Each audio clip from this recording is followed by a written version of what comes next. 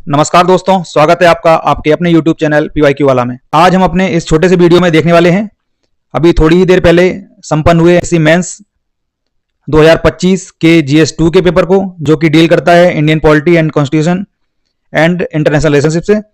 तो फटाफट अंदाज में हम देखते हैं आज पूछे गए सभी 20 क्वेश्चंस को। क्वेश्चन नंबर 1, जन प्रतिनिधित्व अधिनियम 1951 के उद्देश्य से भ्रष्ट आचरण की विवेचना कीजिए।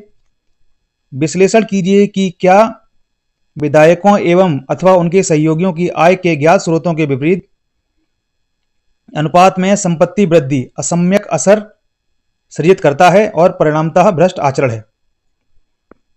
क्वेश्चन नंबर 2, न्यायालय पद्धति की तुलना में प्रशासनिक अधिकरणों की आवश्यकता पर टिप्पणी कीजिए।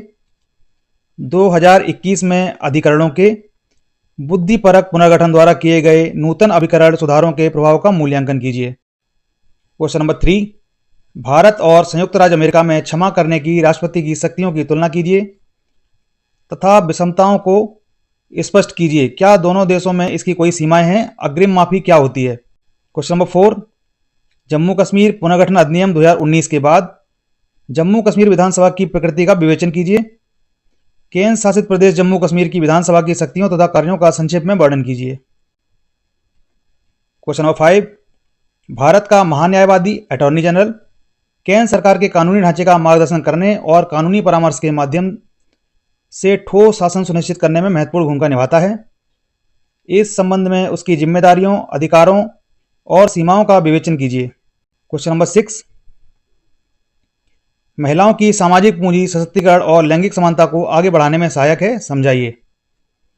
क्वेश्चन नंबर 7, ई गवर्नेंस परियोजनाओं में उपयोगकर्ता केंद्रित डिजाइनों की तुलना में प्रौद्योगिकी और बैकएंड एकीकरण के प्रति अंतर्निहित पूर्वाग्रह हैं, परीक्षण कीजिए। क्वेश्चन नंबर 8, नागरिक समाज संगठनों को गैर राज्य अभिनेता की तुलना में प्रायः राज्य विरोधी अभिनेता माना जाता है। क्या आप सहमत हैं? औचित्य सिद्ध कीजिए। Question number 9, Bharat Africa digital साझेदारी आपसी सम्मान, सहविकास और दीर्घकालिक संस्थागत साझेदारी प्राप्त कर रही है, विस्तार से बताइए। क्वेश्चन नंबर 10, वैश्वीकरण के क्षीण होने के साथ शीत युद्ध के बाद की दुनिया संप्रभु राष्ट्रवाद का स्थल बनती जा रही है, स्पष्ट कीजिए। क्वेश्चन नंबर 11, संवैधानिक नैतिकता एक आलम्ब है जो कि उच्च पदाधिकारियों और नागरिकों पर समान रूप से आवश्यक नियंत्रण का कार्य करता है। सर्वोच्च न्यायालय के उपर्युक्त परीक्षण के संदर्भ में संवैधानिक नैतिकता की अवधारणा तथा भारत में न्यायपालिका की स्वतंत्रता एवं न्यायिक उत्तरदायित्व के मध्य संतुलन सुनिश्चित करने में इसकी प्रयोज्यता की व्याख्या कीजिए। उत्तर देना था 250 शब्दों में। क्वेश्चन नंबर 12, भारतीय संविधान ने कुछ प्रक्रियात्मक अवरोधों के साथ सामान्य विधायी संस्थाओं को संविधान संशोधन की शक्ति प्रदान की है। इस कथन को दृष्टिगत कर संसद के संविधान संशोधन की शक्ति पर प्रक्रियात्मक एवं सारभूत परिसीमाओं का परीक्षण कीजिए। क्वेश्चन नंबर 13, भारत में कॉलेजियम प्रणाली के विकास की विवेचना कीजिए। भारत और संयुक्त राज्य अमेरिका के उच्चतम न्यायालय के न्यायाधीशों की नियुक्ति की प्रणाली के फायदे और नुकसान का आलोचनात्मक परीक्षण कीजिए। क्वेश्चन नंबर 14, भारत में नियोजित विकास के संदर्भ में केंद्र राज्य वित्तीय संबंधों के विकसित हो रहे स्वरूप का परीक्षण कीजिए। हाल के सुधारों में भारत में राजकोषीय संघवाद को कितना प्रभावित किया है। क्वेश्चन नंबर 15, पर्यावरण दबाव समूह क्या हैं? भारत में जागरूकता बढ़ाने, नीतियों को प्रभावित करने और पर्यावरण संरक्षण की वकालत करने में उनकी भूमिका का विवेचन कीजिए। क्वेश्चन नंबर 16, संसाधनों के स्वामित्व पैटर्न में असमानता गरीबी का एक प्रमुख कारण है। गरीबी के विरोधाभास के संदर्भ में चर्चा कीजिए।